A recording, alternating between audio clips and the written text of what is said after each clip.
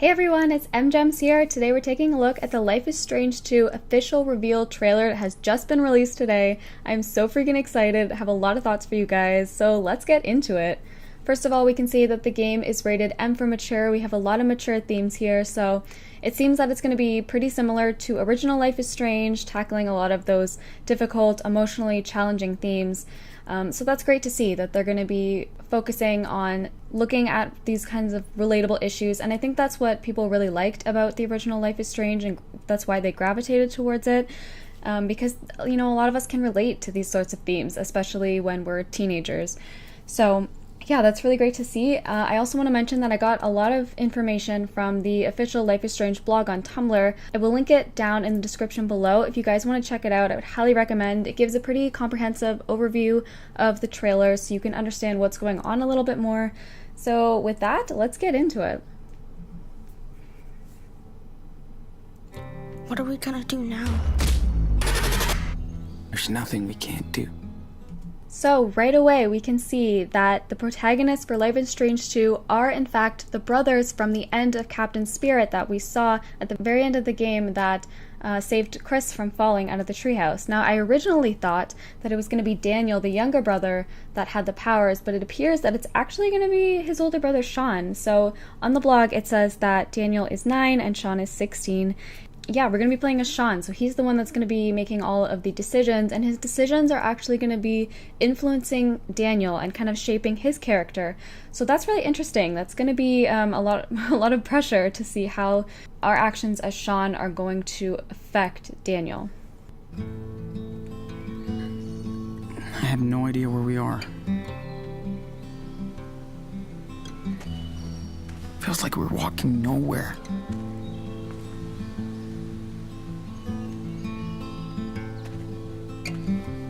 I don't think Daniel understands what's going on. I can't tell him the truth now. I just can't. So on the Life is Strange blog, it mentions that Daniel and Sean are on the run from the police after the incident that happened in Seattle that we saw in the original teaser trailer with the policeman, and he went flying back across the street. We don't know exactly what happened in that context, but yeah, they're on the run from that. And so it says in the blog that they're actually heading to Mexico, which is their hometown, to try to start over, try to live a better life there. It appears now that Daniel, the younger brother, actually doesn't know about Sean's powers. He says that he can't tell him, so either Daniel didn't really see what happened during that incident, and you guys will see a little bit later in the trailer. I'm going to kind of break it down what we see a little bit more, so that might make a little bit more sense, but yeah, he doesn't really understand what's going on, why they're on the run, why the police might be after them. So it's going to be interesting to see how Sean is going to maybe explain that to him, or what exactly he's going to tell him about why they're leaving.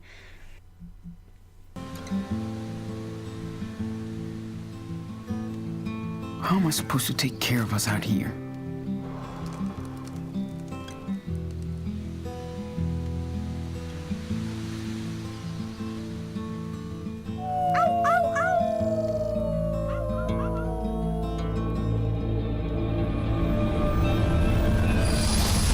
On the ground!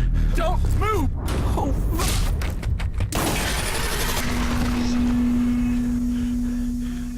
What are we gonna do now? So that all happens really quick. It's really hard to see, but I kind of went through it frame by frame to try to figure out what exactly was going on in that scene, to try to get a little bit more context about it. So basically we can see Daniel at one point pushing another man, and it doesn't look like a police officer. So maybe that man is coming and like antagonizing him or something like that, and that maybe triggered his powers to happen. Or maybe that's why the police showed up in the first place. We can also see Sean carrying Daniel out of the house, and it looks like maybe he's unconscious or something, maybe he's hurt, but it seems like maybe that's why Daniel doesn't know about Sean's powers. Maybe he didn't see any of it actually happen. So that would kind of make sense as to why he's so confused about why they're on the run. It also makes sense about why Sean wouldn't really know how to tell his brother about his powers and what's going on, because he likely doesn't even understand it himself. There's nothing we can't do. As long as we're together.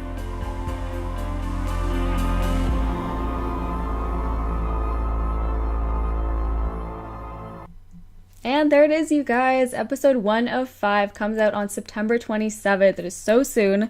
So I have a couple more thoughts. And one thing that I want to talk about is just the way that we heard Sean say, there's nothing we can't do.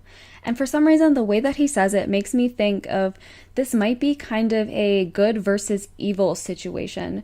So maybe depending on the choices that we make as Sean, he kind of goes in maybe a more evil route or a more good route, or maybe that will impact Daniel in different ways and Daniel's personality will change. So a couple more things that I want to mention that it says on the blog is that there's going to be a lot of new locations, which makes sense because we're traveling to Mexico. We're going quite a long distance, so it's going to be pretty different from original Life is Strange in the sense that we're not just going to be stuck in Arcadia Bay, you know. Sean and Daniel aren't just going to be hanging around Seattle the whole game. So we're going to be meeting a whole new cast of characters, probably a lot of different personalities. So I think it's going to be much more expansive than the original Life is Strange. They also say they're going to be including multiple new features. It's going to be the highest production value in the game series to date. So that's really exciting. Like I'm interested to see how big this game is actually going to be. How many choices and different outcomes are we actually going to have? I'm hoping that it's going to be a lot more branching than original Life is Strange was, and maybe our choices will have a lot more weight to them. So the other thing that I am wondering is, what about Chris? What about Captain Spirit? Did the developers really set up that whole game for us to play just to kind of make us meet Daniel and Sean at the very end? Because for me, like, that's not very satisfying. I got really invested in the events of Captain Spirit. I got really invested in Chris and what was going to happen with his dad, and I kind of wanted to see that play out a little bit more. I sort of knew, like, right from the end of that game that Chris was probably not going to be the protagonist, but I am hoping that he might make an appearance in Life is Strange 2. We're just going to have to wait to find out because it says absolutely nothing about him right now. So I really hope that we'll at least see him and maybe find out a little bit more. But we don't know how close Chris is with Daniel, if they're even really friends or if they were just neighbors. So yeah, it's hard to know, but I'll be a little bit disappointed if we don't actually get to see him at all. I really hope that they come in big with episode 1, just like they did with the original Life is Strange. I hope that after the first episode, we'll be asking a lot of questions and coming up with a lot of different theories, because, you know, I think the thing that a lot of people like about Life is Strange is the mystery surrounding it. So I do hope that we have a lot of that in Life is Strange 2. I'm kind of getting the feeling that we will, especially with all the different places we're going to be traveling to. One thing I did see a lot in the comments of this trailer was people wondering if this is just going to be some kind of like survival game, but I don't think it's actually going to be anything like that. I think it is going to be similar to original Life is Strange, and the focus will be on our choices. I don't think it's really going to be strategy based in that kind of way for survival. So I think we can see from the trailer and from what is written on the Life is Strange blog that this is going to be similar to original Life is Strange in that it's a coming of age story, and not just for Sean but also for Daniel. And it's going to be especially difficult because not only is, you know, Sean still young, he's still a kid, and he's still figuring out his story and his life, but he also is going to be responsible for Daniel and trying to protect him and trying to shape him in hopefully a positive way. But it's a really tough situation that they're in. So I'm really interested to see all of the kind of different moral dilemmas that we're going to face, and the tough situations and the tough decisions that we're going to have to make, and the consequences that are going to follow. And I'm interested to see how expansive the consequences might end up being and how dire the consequences might end up being. But that's all the thoughts that I have for right now, you guys. So let me know what you guys think in the comments below. I would love to hear your thoughts, your theories about what you think Life is Strange 2 is going to be. I'm going to be covering episode 1 of Life is Strange 2 on September 27th. I'm going to have my full gameplay up on that day, so be sure to hit that subscribe button so you can get notified of when that is up and be one of the first to watch. Thank you guys so much for watching, and I will see you back here on the 27th. Bye, everybody!